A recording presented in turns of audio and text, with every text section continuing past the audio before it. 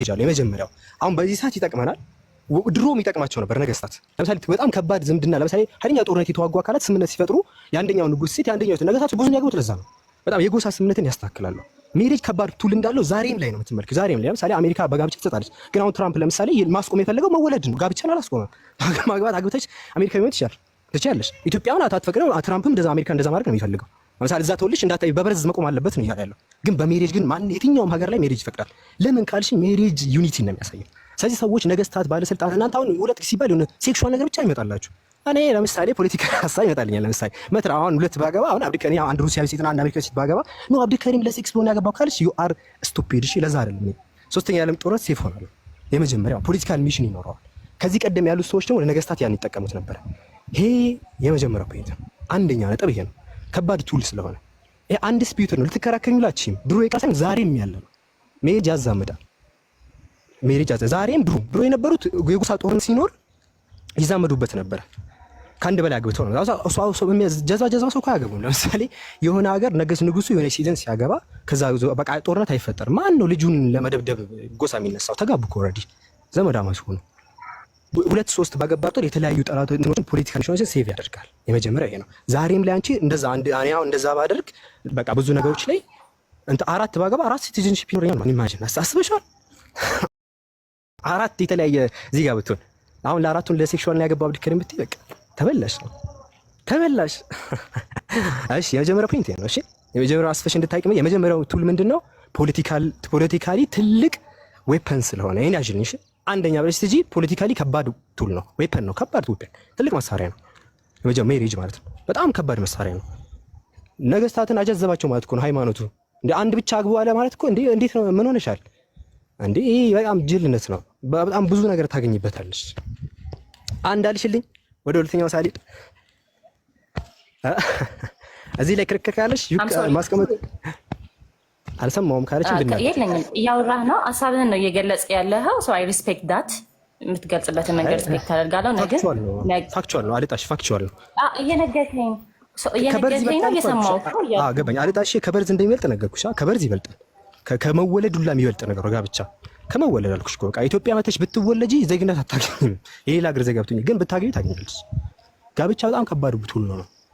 መጀመሪያ ይሄን እንድትወዚኝ እፈልጋለሁ። ድሮም ዛሬም ያሉ ሰዎች ይሄን ተቀምጠዋል። አንደኛ ሜሬጅ አድቫንቴጅ ነው። ሁለተኛው ላይ እንግባ ጋይስ፣ ወይስ አንደኛው ሰምኑሻል? አንደኛው እኔ አላሳመነኝም። ሶሪ ቱ ሴይ ዳት ግን አንደኛው አላሳመነኝም። ለምን እንዳላሳመነኝ ልንገርህ። ለምን እንዳላሳመነኝ ልንገርህ። ሶ ኢን ተርምስ ኦፍ ሄ ፖለቲካል ያልከው ማለት ነው። ሶ እኔ ከሆነ አገር ሰው ጋር ብጋባ ፖለቲካሊ እንትን አደርጋለሁ ነው። አይ እዛ ዜግነት በአንድም በሌላ መንገድ ላገኝ ይችላል። አትሽውስ እኛ ወንዶች ገዢ ነን። አይ ስተቻትነሽ እኛ ወንዶች ገዢዎች ነን። ለተቀላልኩ ማውቅ ያለብሽ አስተዳዳሪዎች ነን ምናምን ፖለቲክስ ውስጥ ምናምን እንገባለን። ይሄ ቤታችን ማስተዳደር የሆነ ፖለቲካል አደጋ ቢደርስብን የሆነ አደጋ ቤተሰባችን ለማትረፍ ምንም እናደርጋለን። አንዱ መሳሪያችን ይሄ ነው ልልሽ ነው። የሆነ ሀገርን ለመጠበቅ ለምሳሌ ነገስታቶች ሀገራቸውን ለመጠበቅ ነው። እኛ ወንዶች ቤተሰባችንን ለመጠበቅ ወሬቨር ይሄኛውን ልንጠቀመው ይችላል። ለምሳሌ ምንም ኦፕሽን ቢጠፋ እኔ ልጠቀመው እችላለሁ። ይሄንን እንዴ ምን ሆነሻል? ሶስተኛ ጦር ሊጀምር ነው ባል እና ይሄን አድቫንቴጅ ባገኝ ለምሳሌ እንዴ ምን ሆነሻል? ለአንቺ ላይጠቅም ይችላል። ሴቶች ለእናንተ ላይጠቅማችሁ ይችላል። ምንም ግን ወንዶች እኛ ገዢዎች ነን። ቤት ላይ አስተዳዳሪዎች ነን። ሀገር ላይ መሪዎች ነን። ነገሮች ላይ ተጋፋጮች ነን። ሰው አንዱ ቱላችን ነው ይሄ ነው። አላሳመንሽ ማለት እኮ እንዴት ነው የማያሳምንሽ? ጋብቻ ከባድ መሳሪያነቱ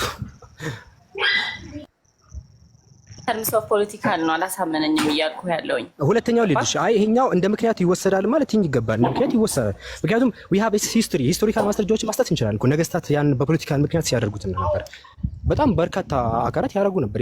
ለመስማማት ይጋቡ ነበር። ንጉሱ የሌላን ሀገር ሴት ያገባ ነበር። የአንደኛውን ያገባ ነበር። ሰላም ይሆናል። በዚህ ምክንያት ሀገሩን ደህንነት ይጠብቃል። ይዛመድ ነበር ከየሀገራቱ ማለት ነው። እኔም አሁን ከየሀገራቱ ለምሳሌ አልኩሽ እኮ የራሽያና የአሜሪካ ሁለቱ ተላልቅ ሱፐር ፓወር ነው። ሁለት ሚስት ቢኖርኝ ሁለቱ እነዛ ቢሆኑ አሁን እኔና እስሚዝ ለምሳሌ ደግሞ ኢትዮጵያዊ ሴት ያገባው እስሚዝና እኔ ጭራሽ ነው ማንገናኛው። እስሚዝ አላህ ይጠብቀን፣ እኔም አላህ የሚጠብቀኝ። ግን ሰበቡን በጣም በከባዱ አድርሻለሁ። እኔ በከባዱ ነው ሰበቡን ያደረስኩት። ምክንያቱም በጣም እየመራ ያለው አካል መጨረሻ ላይ ያሸነፈው አካል ጋር እኔ መድረስ እችላለሁ። because I have two passports ተረዳሽኝ? ወደፊትም ዋሬቨር ይጠቅመናል። ያ ፖለቲካል ሚሽን ላይ ወደ ሁለተኛ ግባ። ወደ ሁለተኛ አሁን ለእናንተ የሚነግሯችሁ ሴክሹዋል ብቻ ነው የሚነግሯችሁ። በቃ ፖሊጋሚ ሲባል ሽክሽክ ብቻ እንዲህ አይነት ነገር የሚነግሯቸው በቃ የሆነ እንደዚህ ነገር አትሳሳት። እኔ ሴክሹዋሊ ብቻ አይደለም ቅድም ያልኩ ኢን ተርምስ ኦፍ ቤኔፊቱ ኢን ተርምስ ኦፍ ሴክሹዋልም ኢን ተርምስ ኦፍ ሪሶርስም ኢን ተርምስ ኦፍ ፖለቲክስም ምንድነው ቤኔፊቱ ነው ያልኩ አይደለ? ያው ኢን ተርምስ ኦፍ ፖለቲክስ ነገርኩሽ ከመወለድ ይላል። ስለዚህ እንትን ኔጌቲቭሊ ኮንሲደር አታድርገው ለማለት ነው። ኔጌቲቭ ነው እንትን እያልክ ያለው በአንድ አቅጣጫ ብቻ እያየሽ ነው ስላልከኝ ነው። በዛ አቅጣጫ ብቻ እኔ ስለሚገርመኝ ነው እኮ የሆነ አላ ከአንድ በላይ ሲባል የሆነ 4 ሴቶችን አልጋ ላይ ሆነው የሆነ እንደዛ ነገር የሚስሉት እንደዛ አትሳሉት። እሺ ወደ ሁለተኛው እንሂድ። ሁለተኛው ላይ ያለው ዊዝደም ምንድነው? የመጀመሪያው ዊዝደም ግን ሁለተኛው እንትን ይጠቅማል። ለምሳሌ አሁን ድሮም ዛሬም ላይ ጦርነት በጣም እንትን አለ። ለምሳሌ ሀገራት የሚወሰኑት አክቲቭ ሶልጀር፣ ለምሳሌ አክቲቭ የሆኑ ወታደሮች፣ አክቲቭ ያልሆኑ እንትኖች ምናምን ነገር እንዲህ አሁን ጦርነት ከባድ የሆነ ጦርነት ሲመጣ ሙሉ ህዝብሽን ልታጭ ትችላለሽ። አንድ ሀገርነቱን ለመመስረት አንዱ ፖይንት ፖፑሌሽን ነው። እሺ ህዝብ ነው አንዱ ፖይንት ህዝብ ነው። ለምሳሌ አሁን ምሳሌ ልስጥሽ። ለምሳሌ የሆነ ሩም ላይ 100 ሰዎች አሉ፣ የሆነም ሀገር ላይ 100 ሰዎች አሉ። ግማሾቹ ሴቶች ናቸው፣ እነዚህም ጋር ግማሾቹ ሴቶች ናቸው። ሁለቱ ጦርነት አድርገው ፎር ኢንስታንስ ሁለቱም በቃ ለምሳሌ መቶዎቹ ሁለቱም ዲስሚስ ሆኑ በጠላት እንበል። የሆነ 10 ሴትና 4 ወንድ ቀረ እንበል። በዝም ብዬ በቃ ምሳሌ 10 ሴትና 4 ወንድ ቀረ፣ እነዛም ጋር 10 ሴትና 4 ወንድ ቀረ እንበል። ከሁለቱ አሁን ድጋሚ በፍጥነት ወደ ሀገርነት መመለስ አለባቸው። ሶ እነዛ ከአንድ በላይ የሚያገቡት ሰዎች ፖፑሌሽናቸውን ወዲያው ማሳደግ ይችላሉ። ለምሳሌ 4 ሴት አንዱ ሰው የ4 ሴት እንትን ባለ ቁጥር ለምሳሌ ቀጣኛው ዓመት ላይ ስንት ሰው ይሆናሉ ማለት ነው? 4 ሴትና አንድ ባላቸው አንድ ወንድ ነው። 4 ሴት አለን በል ስንት ይፈጠር ስንት ይሆናሉ? ቀጣኛው ዓመት ላይ 5 የነበሩት አንድ እንኳን ቢወልዱ ስንት ይሆናል? 9 ይሆናሉ። ሌሎችም ቤተሰቦች እንደዛ በሆኑ ቁጥር የሀገር ፖፑሌሽን የማሳደግ ድሉ ከፍተኛ ነው። ሀገርን ለመገንባት ማለት ነው። ፖፑሌሽን በጣም ከፍተኛ ነው። ፖፑሌሽን ማሳደግ ተረዳሽኝ? ፖፑሌሽን ማሳደግ አደጋ እልቂት ከተፈጠረ በኋላ ህዝቡን ሀገሪቷን ወዲያው ወደ የማን ፓወር የአቅም ፓወርን ለማሳደግ ኃይለኛ ቱል ነው የሚሆነው። እንዴ ለምሳሌ ጦርነት ሀገሪቷ ኢትዮጵያን ገደላት እንበል። ኢትዮጵያን የሙስሊም ሀገራት አሉ እንበል። የእናንተ ሀገራት ክርስቲያን ሀገራት አሉ። እናንተ አንዳንድ ነው የምታገቡት፣ እኛ ደግሞ ከአንድ ላይ እናገበን እንውሰድ። ሁለታችንም የሰው እጥረት ገጠመን እንበል። ማን ነው ቀድሞ ማን ፓወርን ቀድሞ የሚገኝ ያገኛ? ምክንያቱም እናንተ አንዳንድ ነው የምታገቡት። ኦልሬዲ አላህ ይርዳችሁ ገና እስክደርሱ ድረስ ሀገሪቷ ትወድቃለች። ዶክተር ያስፈልጋችኋል፣ የተማረ አካል ያስፈልጋችኋል፣ ዋሬቨር ኢንጂነር ያስፈልጋችኋል። እነዚህን ሰዎች ከየት ታመጧቸው ነው? የሉም እኮ ሞተዋል፣ ተገለዋል። እኛ ግን እነዛ ሰዎች ቶሎ እንትን በማድረስ ሀገሪቷን ያለ የገጠማትን እልቂት በ5 ዓመት ውስጥ መልሰን እናመጣታለን። በ5 ዓመት ውስጥ ማለት ነው።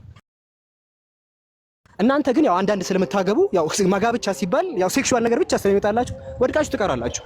ግን እኛ ቶሎ ማን ፓወሩን ቶሎ ለማግኘት ፖፑሌሽኑን መልሶ ለማግኘት ይረዳናል። ሁለተኛው ማለት የአደጋ ጊዜ ህዝቡ መልሶ ገጌን ለማድረግ ይረዳናል።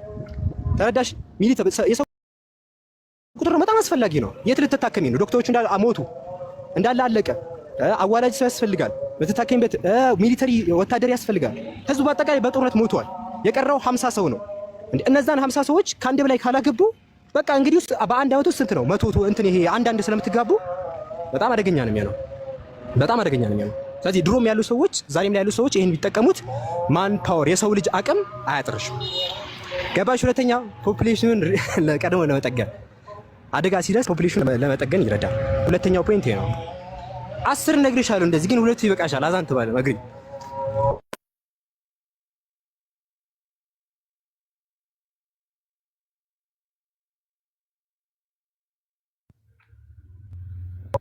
አልጣሻ አይልሽም።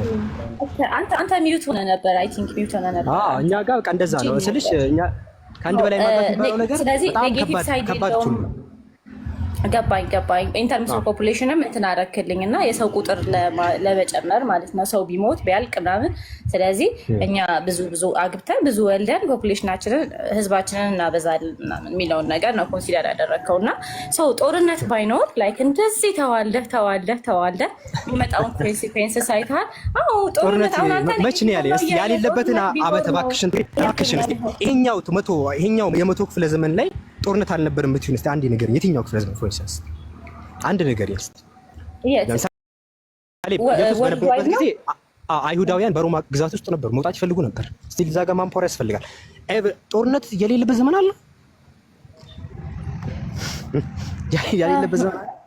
ለዛ እኮ ነው አምላክ ይሄኛውን ነገር ከከለከለው የተሳሳተ ሃይማኖት ነው ያለሽ። ይሄኛው ነገር የተከለከለ እኮ ነው ማለት ነው። በጣም የተሳሳተ ሃይማኖት ነው ያለሽ። በቃ በሰው አስተሳሰብ ብቻ የተመሰረተ ነው የሚሆነው። አምላክ ይሄኛውን ከባድ ጥበብ ሊከለክለው አይችልም። ምን ሆነሻል? እንዲህ አምላክ ከኛ በላይ ያስባል፣ ከኛ በላይ ጠቢብ ነው። እኔ አሁን የነገርኩሽን እቺን ሁለት ፖይንቶችን የመሳሰሉ ነገሮች አምላክ ማያስብ ይመስልሻል? በጣም ጠቢብ ነው። እሺ ከምናስበው በላይ ጠቢብ ነው። ይሄን ከለከለው ማለት ከኛ አይሻልም ማለት ነው። በቃ እኔ እርግጠኛ ነኝ ነገር ይሄን ከከለከለው ከኛ መጀመሪያ ምን ጥሰው የሆነ እንዴ ይሄን ህግ ማንም ይጥሰዋል። ምን ሆነሻል? ሀገራችን ህዝባችን ወድቆ ሳለ አምላክ አንዳንድ ብቻ አግቡ ስላለው 4 5 እያልን እንደገ እንዴ 1 2 እያልን ይጨርሱናል። እኛን መልሰው አምላክ ይሄኛውን መቼም ከሪሶርስ አንፃርስ አብዱል ከሪሶርስ አንፃር ሰው ለምሳሌ አንተ አሁን ጦርነት የሌለበት ጊዜ የለም። ጦርነት ይኖራል ፎር ዘ ፊውቸር ሊኖር ይችላል ነው እያልከኝ ያለው። ግን ላይክ ኢንተርምስ በእኛ ሀገር ኮንቴክስት አሁን ልንገርህ፣ እኔ በእኛ ሀገር ኮንቴክስት ወደ ገጠር አካባቢው ስትሄድ አጨርስኩም ስማ፣ እኛን የሚመለከት ፖይንት ይመጣል። አሁን ሁለት ነው የነገርኩሽ እንጂ ሁለት እኮ ነው ስጋ አንድ ፖለቲካ ነገርኩሽ ምናምን ስላልከኝ እኮ ነው። ሁለት ይበቃሻል። ከአንድ በላይ አንቺ ለማግባት ትችላለሽ፣ ግን ከአንድ በላይ ማጋብቻ መፈቀዱ ዊዝደሙን ነገርኩሽ። ለምሳሌ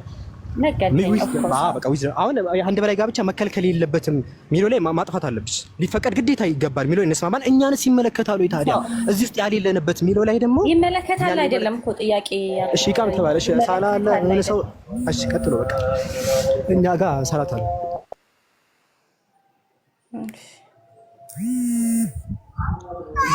ምናልባት አንድ ፖይንት ልጨምርልሽ። እሺ ሰራ 6 ደቂቃ በኋላ ከ10 ደቂቃ በኋላ እንመለሳለን። አንድ ፖይንት ልጨምርልሽ ማለት እስልምና ላይ ይሄኛው ህግ ማለት ነው ስለ ፍቃድ ሲናገር 5 አይነት ነገራቶች ይኖራሉ። አንደኛው የተወደደ የምንለው ማለት ነው። ሁለተኛው ማድረግሽ የሚበረታታ ማለት ነው፣ ብታደርጊው አጅር የምታገኝበት ሁኔታ አለ። ሶስተኛው የተጠላ የምንለው አለ። የተጠላ ማለት ማድረግሽ በቃ የተጠላ ነው፣ የተፈቀደ ነው ግን ብታደርጊው የተጠላ ነው ብለን የምንለው አለ። እንዲሁም ደግሞ ሐራም በቃ ማድረግ አይቻልም ብለን የምንላቸው መስፈርቶች አሉ።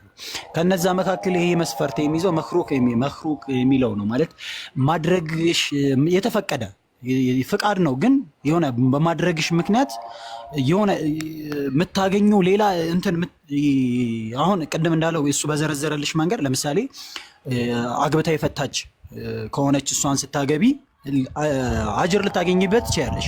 ወይም ደግሞ የሆነ አካል ጉዳተኛ ብትሆን አስበሽዋል፣ እግር የላትም በቃ እሷን አግብቼ እየካደምኳት እኖራለሁ አገለግላታለሁ ብለሽ ብትይ እነዚህን አጅሮች ልታገኝባቸው ትችያለሽ። ነገር ግን ስታገቢ በራሱ ምን አይነት ጣጣዎች አሉበት? አንደኛ ከፍቃድ አንጻር ነው። ከፍቃድ አንጻር ወይም ደግሞ ከመፍትሄ አንጻር ነው። ቁርአን ላይ ያቀረበው ሱረቱ ኒሳ ምዕራፍ 4 ላይ ማለት ነው። ከመፍትሄ አንጻር ነው። በአረባውያኖች ዓለም ላይ የነበረው ጋብቻ ልቅ ነበር ማለት እንዲህ ገደብ አልባ ነበር። ሁሉም እንደፈለገ ነበር የሚያገባው። እነዚህ አይነት እንደፈለገ የሚያገባው የነበረው ማህበረሰብ ምን አደረገ? 4 ድረስ ተፈቅዷል አለ። ነገር ግን ማስተካከል የሚባል ነገር አለ። ማስተካከል ካገባሽ በኋላ አንዷ ጋር ለምሳሌ አንቺ ጋር ሂዶ ሌላኛዋ ጋር ደግሞ እኩል ማሄድ ከሆነ በቃ አንድ ቀን እያደረገ ማሄድ ከሆነ ይሄ ምን አለበት? ዙልም አለበት። በዚህ ምክንያት ነብዩ መሐመድ ሰለላሁ ዐለይሂ ወሰለም ምን አሉ? 2 ሚስት ኖሮት ወደ አንዱ የተያዘነበተ እለተ ቂያማ በአንዱ ጎኑ አዘን ብሎ ይነሳላል። በቃ የኔም ጥያቄ እዚህ ጋር ነው። ጥያቄ ሊኖር ይችላል። የሰው ልጆች ነን እና ዲፍረንት ይኖረናል። ልነግርሽ ነው። እነዚህን ነገራቶች ማለት ነው ሁለቱን ወይ አድርገሽ እንድትሄጂ ያበረታታል። ያለበለዚያ ግን ጥያቄዎች ሊኖሩብሽ ይችላል። እነዚህን ነገራቶች ማድረግ የሚችል እንዲያገባ እስልምና ያበረታታል። ከዛም ባለፈ ደግሞ ፖይንት አድርገሽ እንድትይው የምፈልገው ነገር ለምሳሌ እኔ እንዴት ባሌን ብለሽ የምትይው ነገር ለምሳሌ እኔ አላገባም በማለቴ ወንጀል አይደለም። እኔ አሁን 4 አላገባም፣ ሪልም ላላገባ እችላለሁ፣ አላገባም። ነገር ግን ይሄ ማለቴ ወንጀል አይደለም። ነገር ግን የአላህን ህግ መፍትሄ አድርጎ ያቀረበውን ቅድም አብዱልከሪም የገለጸልሽ ከዛ አንጻር ከሴት ልጅና ከወንድ ልጅ ቁጥር አንጻር ስቲል አሁን ትምህርት ቤት እንኳን ስትማሪ የሴት ልጅና የወንድ ልጅ ቁጥር አንድ አይደለም። እዚህ ምድር ላይም ባለንበት የሴት ልጅና የወንድ ልጅ ቁጥር አንድ አይደለም። በጦርነት አንጻርም በራሱ ጦርነት ሂዶ የሚሞተው ወንድ ነው። ከዛ ሁሉ አንጻር ወንድ ቁጥር በሚበልጥበት ሁኔታ ብዙ ጊዜ ሴቶች ናቸው ከማግባት ወደ ኋላ የሚሆኑት። ማለትም ወንዱ ነው ወደ ኋላ እያፈገፈገ አይደለ ሴቶች ሳያገቡ ምናምን እድሜያቸው ሊሞቱ ምናምን የሚችሉት። ከነዛ አንጻር ሴት ልጅን ፍላጎት ያለው እስልምና ፍቃድ ሰጥቶታል። ማድረግ ግን ምን ያስፈልገዋል? ማስተካከል የሚባል ነገር አለ። ከነዛ ግን ህጉን መቃወም ነው ጥያቄ ውስጥ ሊያስገባሽ የሚችለው ነው እንጂ እኔ ለምሳሌ አላገባም ብዬ የራሴ ፍላጎት ነው። እሺ እኔ አላገባም። ለምሳሌ አንቺም ባሌ አያገባ ስታገቢውም በቃ ሌላ ባል እንዳታገባብኝ ምናምን ማለት ትችያለሽ ነው። ከዚህ አንጻር ነው የተቀመጠው እስልምና። ትክክል። ጥሩ አሰልጣኝና ምንድነው መሰለ ሴቷ አልፈልግም ካለች አያገባም ማለት ነው። ሴቷ ፉል ራይት አላት ወይም ሙሉ ባለሙሉ መብት ነች እንዳታገባ። የኔ ብቻ ነው መሆን የምትችለው ማለት ትችላለች ማለት ነው። ጥሩ ነው። ይሄ ስምምነት ነው። እነሱ ሁለቱ ሲጋቡ የእሷን እንትን ሪስፔክት ያደርጋል ማለት ነው፣ ያከብራል። እንዳታገባ ካለችው አያገባም አይደለ? አልጠብቅም ካለ አልጠብቅም። የምር ነው። ፈትዋዎች እንደዚህ በረም ብዙ ፈትዋዎች አሉ። ከስር ነው የሚላል ወንድም ያውቂ ምናልባት እሱ ያስቀምጥልሽ ይሆናል። ነገር ግን ምንድነው መስፈርት አድርጎ የኒካዋ ቀን መስፈርት አድርጋ ልታቀርበው ትችላለች። ኢቭን ያንን መስፈርት እኔ ፈትዋ ውስጥ አይገባለሁ ይቅርብኝ። ግን እንደዚህ አይነት ነገራቶች ከዚህ አንጻር ብዙ ፈትዋዎች አሉ። ግን ወጣም ወረደ መስማማት ይችላሉ ሁለቱ ማለት ነው። መስማማት ይችላሉ። ነገር ግን ነገሮቹን አጣርታ ከምን አንጻር ብትፈቅድለትም ምንም ችግር የለውም ብትፈቅድለት። ግን አንቺ ስሜትሽ ነው። እኔ ይሄን ነገር ላልፈልግም ካልሽ እኔም ላልፈልግ እችላለሁ። ይሄ ግዴታ አድርጉት ከሚለው ሰላት መስገድ ግዴታሽ ነው፣ ዋጂብ ነው። ሰላት መስገድ ግዴታሽ ነው። ግን እንደዛ ግዴታ ነው ማለት አይደለም። ገብቶሻል? ከዛ አንጻር አንተ ባልከኝ ራሱ እንትን ሲሄድ ማለት ነው የሰው ልጅ ኒዱ እንትን ነው እና የሁለቱንም ኒድ ባንዴ ያሟላል ብዬ አላስብም። አሰ ሂውማን ቢንግ ማለት ነው ሰዎች ነን አይደለ? ፐርፌክት አይደለንም እና ሁለቱንም እኩል ያፈቅራል ማለት ነው። ኔቨር አታፈቅርም በተአምር ማለት ነው። እና ይሄንን ደግሞ ማድረግ ሳትችል ስትቀር ከአላህ ጋር ነው የምትጣላው ማለት ነው። ስለዚህ ማፍቀር አይደለም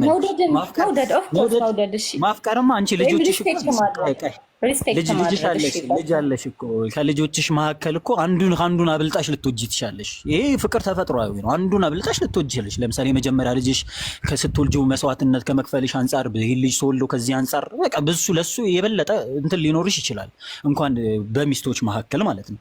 ነገር ግን እኔ የምልሽ አንዷን ጋር ለምሳሌ ከማደር አንጻር ሊሆን ይችላል። አስፔዛ እኩል ከማሟላት አኳያ ሊሆን ይችላል። ለምሳሌ አንቺ ጋር ይሄን ነገር አሟልቼ እሷ ጋር ቅር እንዲሰኝባት ማድረግ የለብኝም እንጂ ፍቅርማ ተፈጥሯዊ ነው። ተፈጥሯዊ የሆኑ ነገራቶች ላይማ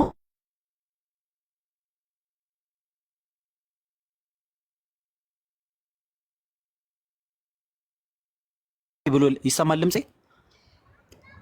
መፍራት ያለብን አምላክን ብቻ ነው አይደለ? መፍራት ያለብን ይሰማላ? መፍራት ያለብን አምላክን ብቻ ነው ብለን ካልን በኋላ ነገር ግን እባብ መጥቶ ብትፈሪው አምላክ ላይ አጋራሽ ማለት አይደለም። እሺ ተፈጥሯዊ ነው። እባብን መፍራት አንቺ ተፈጥሮሽ ነው። ተፈጥሯዊ ነገራቶች ላይ አላህ ጣልቃ ይገባል። ገብቶሻል? ላ ዩከሊፉ ላሁ ነፍሰን ኢላ ውስዐሃ ይላል። አላህ ነፍስን ከማትችለው በላይ አስገድዳትም ይላል። ተፈጥሯዊ ነገራቶች ላይ ሳይሆን አንቺ ማሟላት የምትሻቸው ነገራቶች ላይ ነው። አለማስተካከልን ይላል ለራሱ ቁርአን ላይ። አለማስተካከልን ከፈራ ግን አንዲትን ብቻ ያግባ ይላል። አንዲትን ብቻ ያግባ ይላል። ከዚህ አንጻር አሁን አንተ እንዳልከኝ ማለት ነው እኩል ላያፈቅር ይችላል። ምክንያቱም ሰው ነው እና ምናምን አልከኝ እና እኩል ካላፈቀረ እኩል ካልወደዳቸው እንትን አይመጣም ካይንድ ኦፍ የሆነ አቢዩዝ ወይም ቫዮለንስ ነገር ወይም ደግሞ ዲስክሪሚኔሽን ማዳላት፣ ለአንዷን በጣም ለሚያፈቅራት ማዳላት፣ አንዷን ደግሞ እንትን ማድረግ አይመጣም። አይሶሌት ማድረግ ማግለል ምናምን አይመጣም።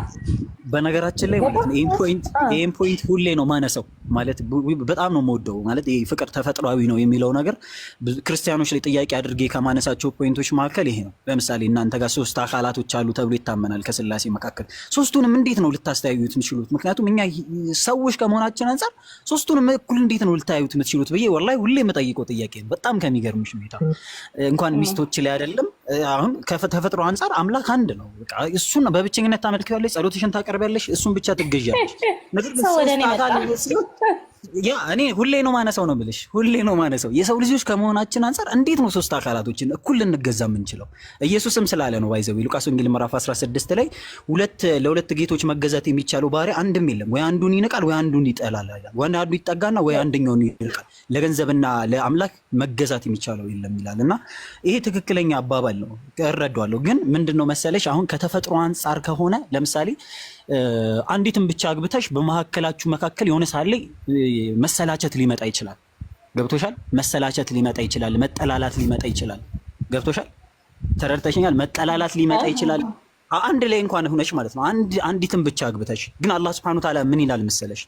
ብትጠሏቸውም ማለት እንኳን በትዳር ላይ ሆናችሁ ብትጠሏቸውም አላህ ለእናንተ መልካም ነገር ያደርግላችኋል። በመቀጠላችሁ አጅር አለው። እነዛን ሰዎች ጣልተን በቃ ጠሏት ልፍታት ምናምን ከምትይ ይልቅ ያቺን ሴት በመቀጠልሽ አላህ ለእናንተ አጅር ያስገኝላችኋል ይላል። አጅር አለው ኢቭን ማለት ነው። መረጃዎችን እያወጣሁ ማሳየት ይችላል። ነብዩ መሐመድ ሰለላሁ ዐለይሂ ወሰለም ከዚህ መንገድ ነው ያዘዙት።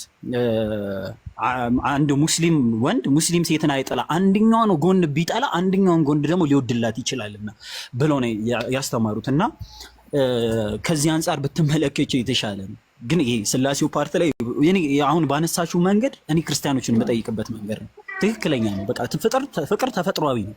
ሁሉንም እኩል ልናስተያይ አይችልም። ኢቨን እናትና አባትሽን እኩል ልታስተያይ ስላሴንና ስላሴ እና ይሄ ሶስት ያልካቸው ማለት ነው። ሶስት አይደሉም እኮ ላይክ ዊ ካን ሳይ ሶስት እንጂ አንድ አምላክ ነው።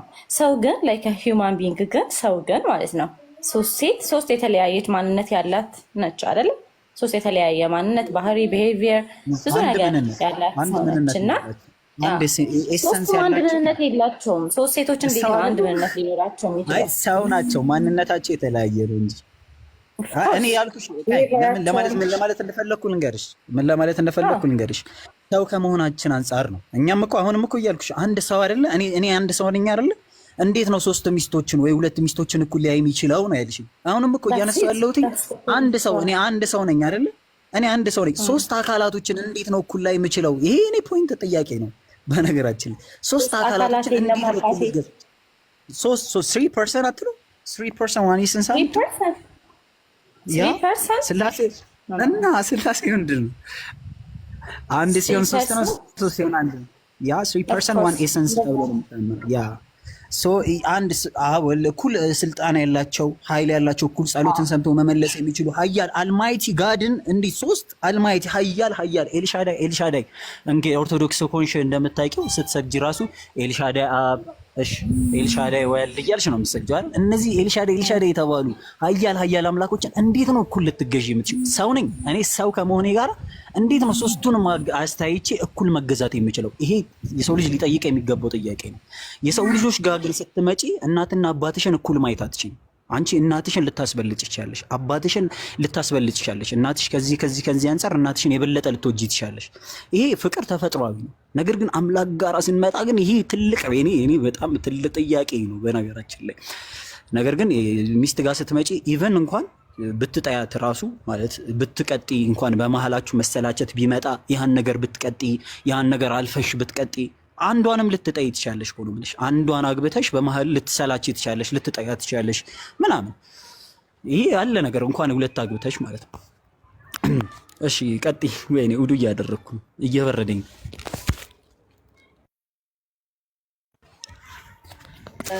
እንዳልከው ሰው እኩል መውደድ ካልቻል ሪከመንድ ባታደርጉ ይመረጣል ብዬ አስባለሁ። ሶስት እንዲያገባ ወይም አራት እኩል ትሪት ላያደርግ ስለሚችል አሁን እንዳልከኝ ማለት ነው። እና ቴንኪዩ አስረድተኸኛል ብዬ አስባለሁ።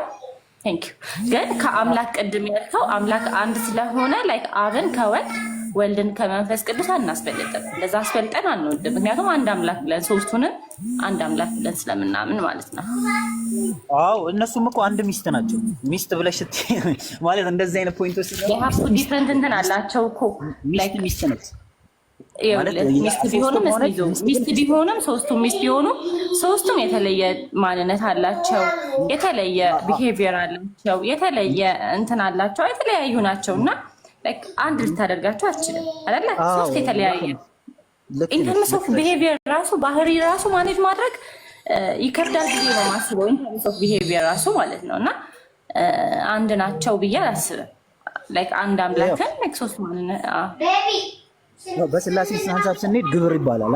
በግብር ነው ልንለያቸው የምንችለው። ለምሳሌ አብ ወላዲ ወልድ ተወላዲ እንደምንለው የአንዷን ሴት እንደዚህ አሁን አምላክን ከሴት ጋር ማነጻጸሩ ይቅርብኝ፣ ምክንያቱም ዲስሪስፔክት ሊመስልብኝ ይችላል። ግን ምንድነው መሰለሽ እኛ ተፈጥሮ ሰው ከመሆናችን አኳያ ሶስት ሀያል የሚባሉ አንድ ሊሆን ይችላሉ እኮ አንድ አምላክ ነው። አምላክነትማ አንድ ነው። ለምሳሌ መልአክ ገብርኤል ምንድን ነው ብትባይ አምላክ ታያለሻ። ገብርኤል ምንድን ነው? አምላክ ነው። ሚካኤልስ መላእክት ነው። ሚካኤልስ መላእክት ነው። እሺ ሁለቱም መላእክት ናቸው፣ ግን በማንነት ይለያሉ። ሚካኤል ነው እንጂ ገብርኤል አይደለም። አይሽ እነዚህ ሁለት የተለያዩ ናቸው። አብም አብ ነው እንጂ ወልድ አይደለም። ስታነጻጸሪው ግን በምንነት በምን አንድ ይሆናሉ? መልአክ በሚለው አንድ ይሆናሉ። እንዲሁም አብ ወልድ መንፈስ ቅዱስ አምላክ በሚለው አንድ ይሆናሉ።